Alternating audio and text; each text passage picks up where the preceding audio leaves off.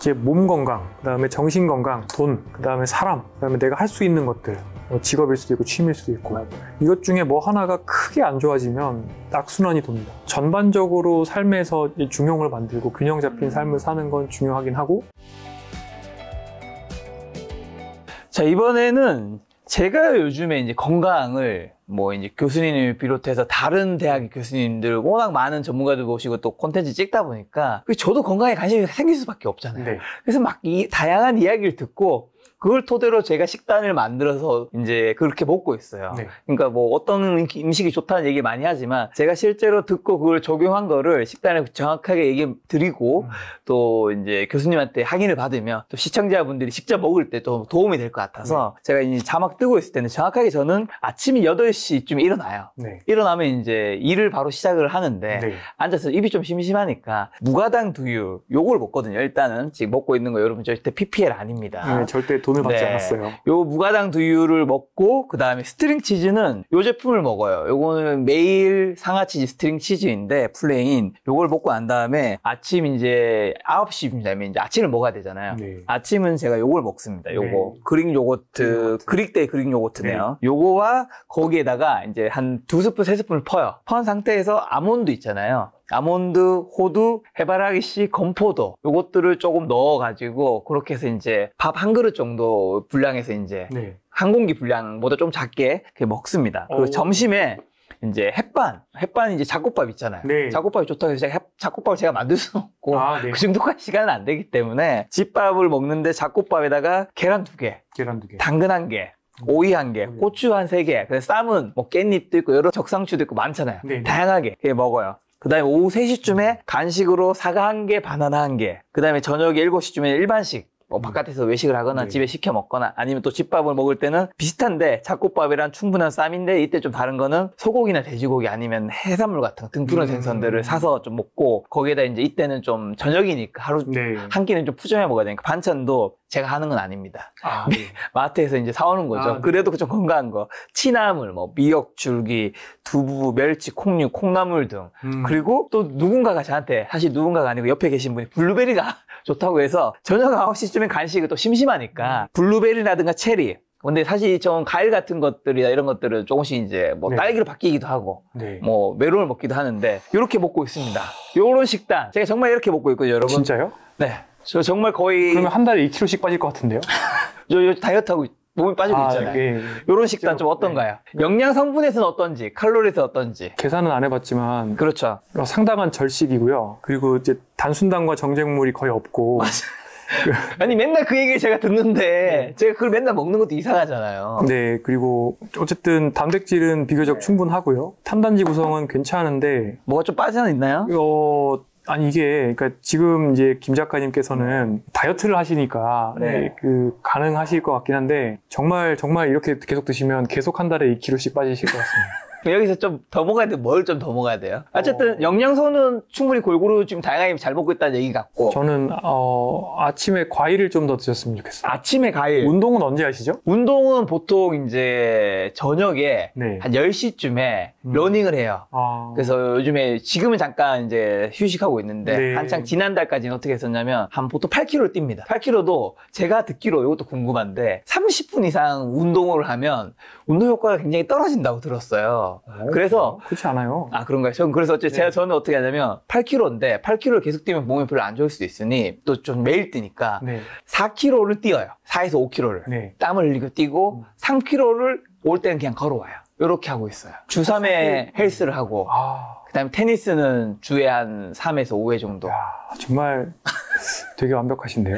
근데 어쨌든 일단 칼로리가 좀 적어요. 칼로리가 적다. 지금 말씀하신 신체 활동을 하신다고 하시면 여기서 지금 드시는 거 다 합친 거에 1.5배는 드셔야 되는데 어쨌든 일단 한 달에 2kg씩 빼고 계시니까 그 2만 킬로칼로리 정확히 딱 그러네요. 그러니까 하루에 700칼로리 정도가 부족한 거죠 지금 딱 봤을 때. 그러니까 한 이게 지금 대충 계산해 보면 한 1,500 정도 드시는 것 같은데 사실은 2,200 200이나 2,300, 400 만약에 체중을 그대로 유지하려고 한다면은 네, 여기서 700칼로리 정도 더 드셔야 되고 그다음에 좀 벌크업을 한다라고 하면 거기서 다시 한 500kcal 그렇죠. 더 얹어 드셔야 되는데 네. 하여튼 지금은 좋은 이제 다이어트 식단을 하고 계신 좋은 다이어트 식단인데 여기서 체중을 유지하면서 더 먹는다면 아침에 과일이라면 어떤 종류 조금 더 추가되면 좋을까요? 자유롭게 드셔도 될 것 같습니다. 네. 근데 아침에 또 신체 활동을 하시는 편은 아니시잖아요. 맞아요. 네.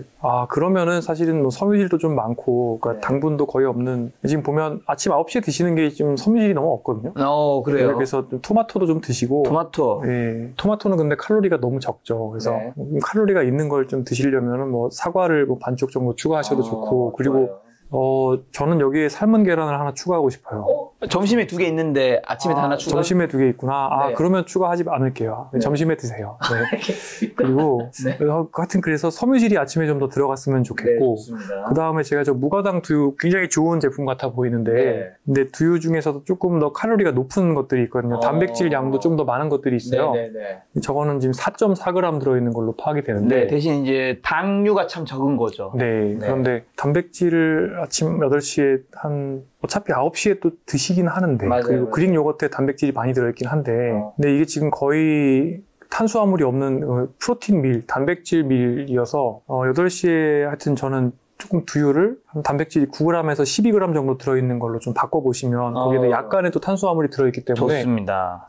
이게 왜 그러냐면 지금 다이어트를 하고 계시는 상황이라서 전체적으로 칼로리를 약간의 결핍 상태를 만들어주고 계신데 그 상황에서 충분한 양의 단백질이 들어가지 않으면 이제 근손실이 납니다. 그렇기 때문에 사실은 지금과 같은 상황이면 또 간헐적 단식 하실 것도 아니시기 때문에 아침에 단백질 양을 좀 더 늘려주시면 좋을 것 같고 두유를 조금 더 괜찮은 거 이것도 좋지만 더 좋은 걸 바꾸고 좀 더 함량이 높은 거 그다음에 아침에는 토마토 1개랑 사과 반쪽 뭐 그 정도 드시면은 조금 더 아침에 뭐 활력이 있을 수도 있고 또 배변도 좀 더 아마 지금도 근데 좋으시겠지만 점심이랑 저녁 뭐 오후 간식들은 그대로 가도 되나요? 네, 굉장히 좋아 보입니다. 계란 2개는 단백질이 12g 정도 들어있고 잡곡밥에는 5, 6g 정도 들어있으니까 저게 사실은 점심이 거의 채식에다가 프로틴 20g인데요. 간식 3시에 사과 1개, 바나나 1개를 드시는구나. 조금 구조를 바꿔서 저 사과 1개를 아침 9시로 가져오시고 알겠습니다. 그리고 저 간식 3시에 드실 때 바나나도 좋긴 한데 바나나와 함께 이때도 아침에 드셨던 두유를 하나 드시거나 두유 한 잔 더? 그래야지 지금 봤을 때 예를 들어서 지금 체중 감량 중이시고 또 운동도 하시는 편이시기 때문에 1.5kg당 섭취하신다고 보면 단백질을 그러면 70kg 한 100g 좀 정도 드셔야 되는데 지금 두유로 10g 먹고 요거트로 10g 먹고 점심 때 20g 먹고 간식으로 10g 먹고 30g 20에다가 많지 않다. 그래도 저녁을 고기를 뭐 한 300g씩 드실 게 아니기 때문에 그러네요. 보통 고기 먹으면 한 200g 먹습니다. 200g 정도, 40g. 그러면 정말 3시에 그 단백질 12g 들어있는 두유 하나 드시고요. 사과 대신에 아침에도 무가당 두유를 12g 단백질 들어있는 걸 드시면 그러면 이제 얼추 아침, 점심, 저녁 균등하게 단백질이 식물성 위주로 들어가게 될 것 같고요. 그렇게 되면서 이제 충분히 탄수화물이 낮기 때문에 원하시는 체중 감량도 되고 근손실도 조금 막으실 수가 있을 것 같고. 많은 분들에게 그럼 제가 정리해서 말씀드리면 이제 아침에 이제 간식으로 좀 단백질이 많은 두유랑 스팅 치즈 하나를 먹고 아침 9시에는 무가당 요거트, 아몬드호두, 해바라기 건포도에다가 토마토랑 사과 1개를 이쪽으로 옮기는 거였죠. 그 다음에 점심에는 이제 지금 자막 나온 대로 그대로 먹고 그 다음에 간식에는 두유 한 잔을 추가하고 이때 바나나라든가 아니면 뭐 고구마 같은 걸 추가해도 괜찮을까요?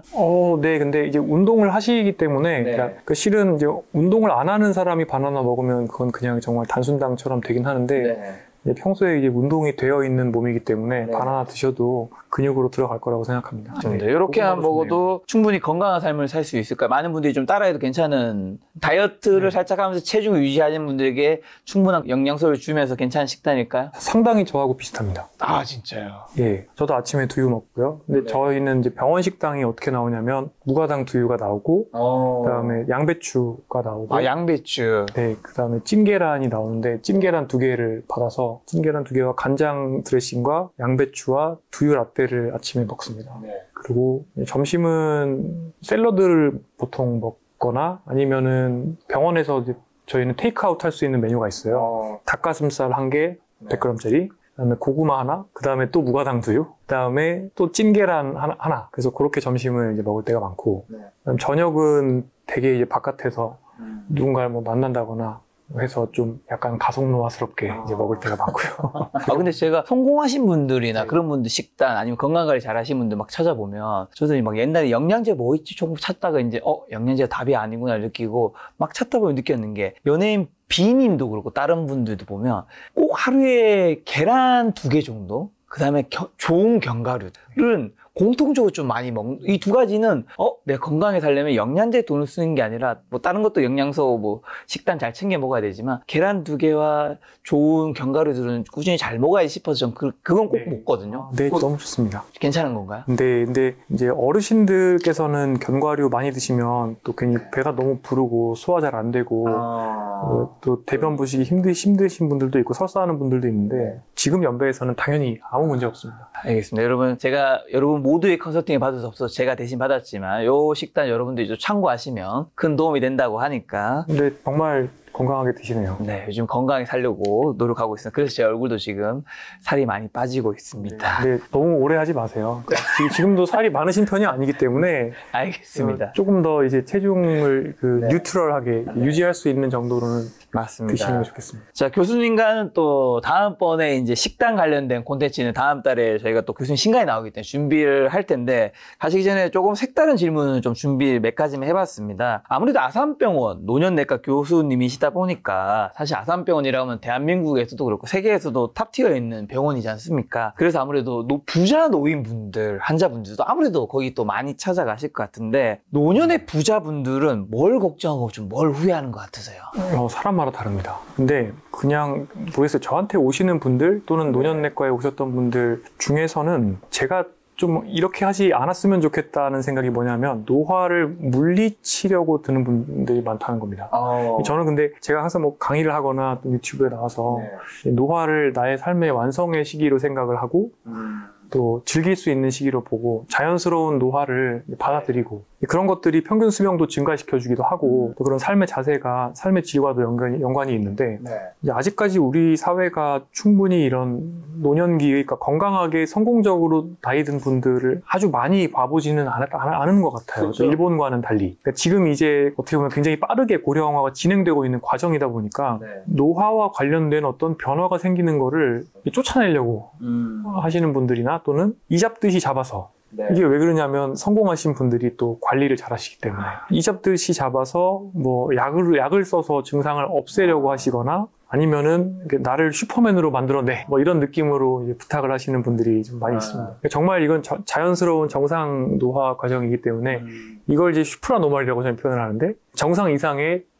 초인으로 만드는 그런 제가 뭐 튜닝샵은 아닙니다. 뭐 이렇게 말씀을 드려도 이제 그런 분들이 이제 좀 많습니다. 그런데 아마도 그런 회원들도 많으신 것 같아요. 그러니까 결국에 일도 이제 많이 하셨고 젊을 때 고생해서 열심히 일했는데 즐기고 싶은데 뭔가 나는 지금 갑자기 너무 누른 것 같고. 네, 그러다 보니까 특히 이제 70대 후반, 80대 초반에 이제 어떤 노년기에 생기는 여러 가지 증상들, 뭐 배변, 수면, 우울감, 기력 저하 이런 것들을 이제 견디기 어려워하시는 분들이 좀 많이 있고. 조속 노화를 하는 건 중요하지만 어느 정도는 받아들인 것도 좀 필요하다라는 얘기를 하고 싶은 거겠죠? 네, 그래서 전반적으로 삶에서 이제 중용을 만들고 균형 잡힌 삶을 사는 건 중요하긴 하고, 근데 이제 또 한편으로는 이제 노년기가 되었을 때는 정말 어찌할 수 없이 오는 증상들이 있는데 이런 것들은 이제 약을 써서 이잡듯이 잡으면 어떻게 되냐면 사실은 이게 약이 약을 부르고 또 약이 약을 불러서 오히려 안 좋은 결과를 만들어낼 수가 있어요. 그런데 그런 것들을 잘 받아들이지 못하시다 보니까 또 능력이 되시다 보니까 또 알아보실 수 있는 능력도 있고 인맥도 있다 보니까 잘 본다더라 하는 분들을 다 만나고 오시는 거예요.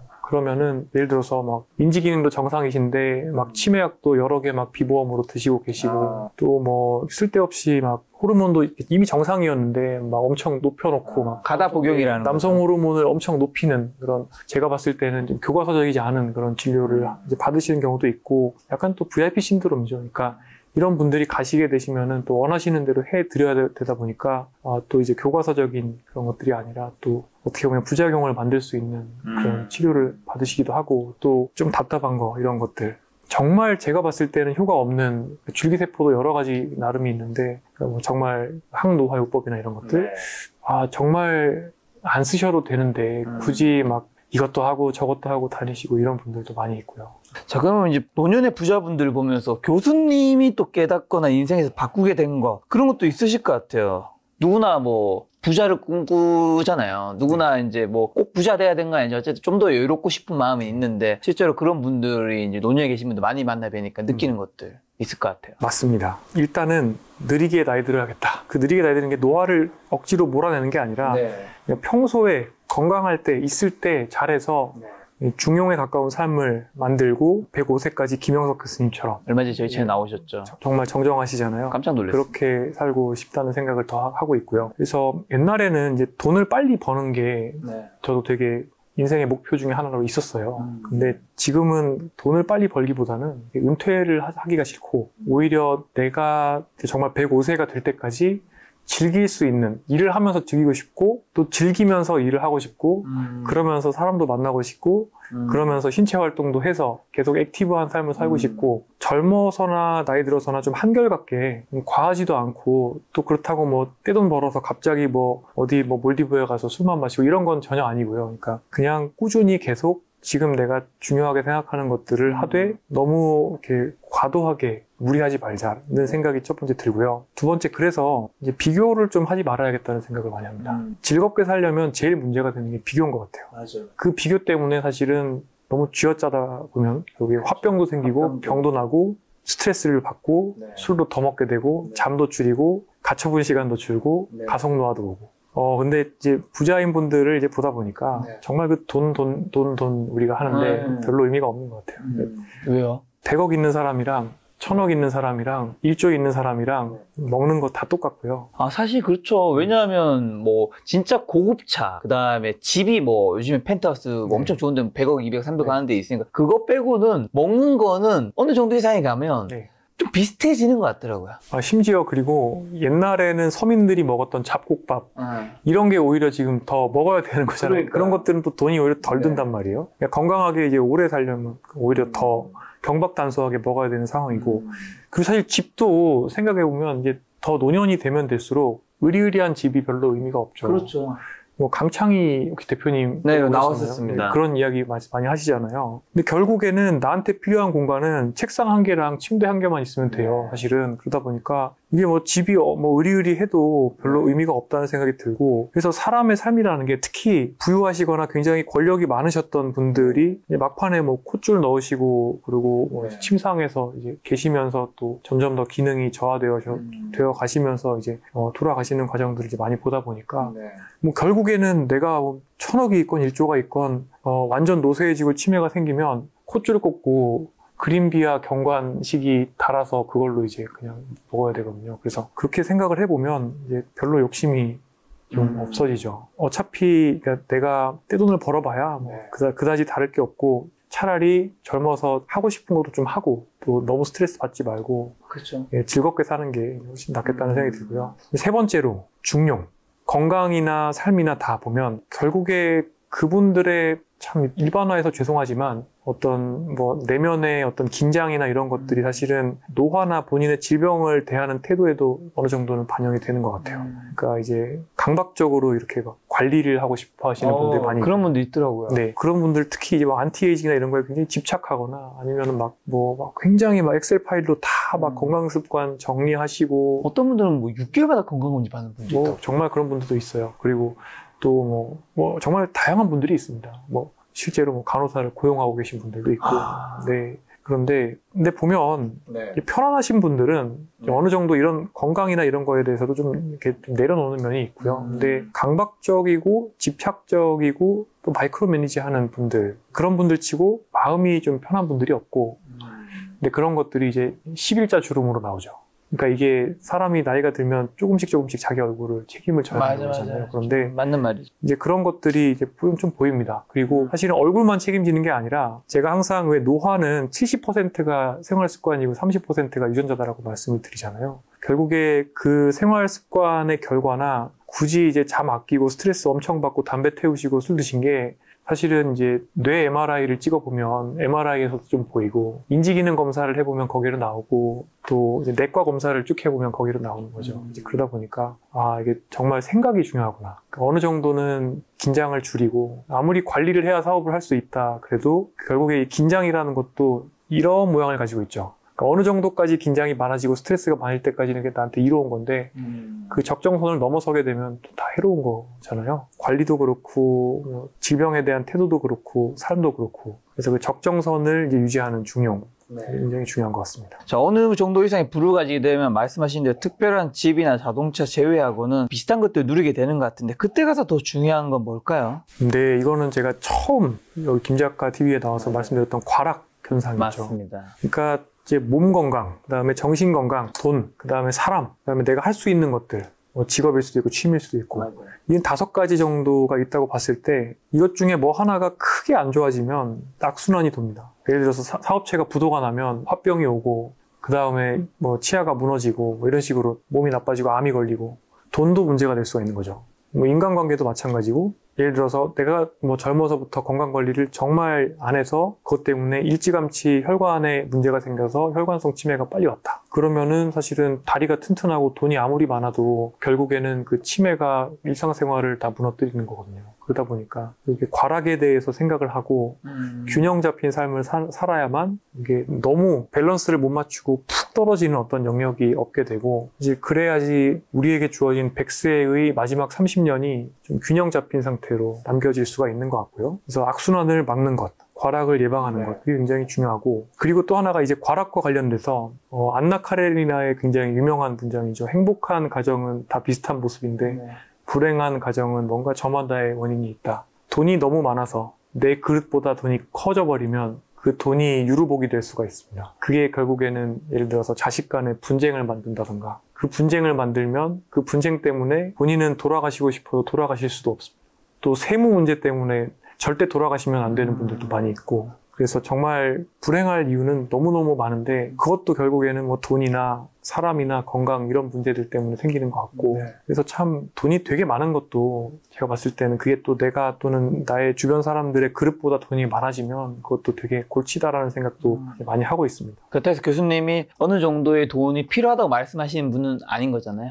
어느 정도의 돈이 필요하죠. 그렇죠. 그러니까 돈이 어느 정도는 필요한데 돈에서도 과락은 발생하면 안 되는 거예요. 그러니까 너무 이제 빈곤이 생기거나 자산이 하나도 없으면 안 되기 때문에 젊어서 있을 때는 우리가 잘 모아놓고 투자도 해야 되는 게 당연히 맞지만 그러니까 결국에 다시 말씀드리면 그릇, 나와 주변 사람들이 견딜 수 있는 돈을 견딜 수 있는 그릇이 있거든요. 그 그릇보다 돈이 많아져 버리면 그 돈이 결국에는 또 유루복의 근거가 되더라고요. 그래서 이제 그러면은 그 때문에 가정이 되게 불행해지고 또 본인의 노후도 사실은 좀 불행할 수 있는 것 같고요. 그래서 어쨌든 균형 잡힌 삶이 굉장히 중요한 것 같습니다. 자, 오늘도 교수님 모시고 이제 건강에 관해서 좋은 이야기 많이 들었는데 많은 시청자분들이 교수님의 영상을 클릭하고 좋아하시는 이유는 아무래도 너무나도 좋은 이야기들을 해주시지만 또 그 가운데 철학적인 이야기까지 함께 해주시기 때문인 것 같은데 저희 시청자분들에게 개인적으로 마지막 하시고 싶은 말씀이 있을까요? 뭐 제가 강연을 가거나 또는 뭐 어디 수업을 가거나 항상 마지막으로 질문하시는 게 그래서 뭘 먹어야 되냐인 경우가 많아요. 어제도 마지막 질문이 제가 그 영양제는 뭐 효과가 없고 그래서 혈관 건강을 좋게 하려면 뭘 먹어야 되나요? 딱 질문하시더라고요. 제가 힘이 빠졌는데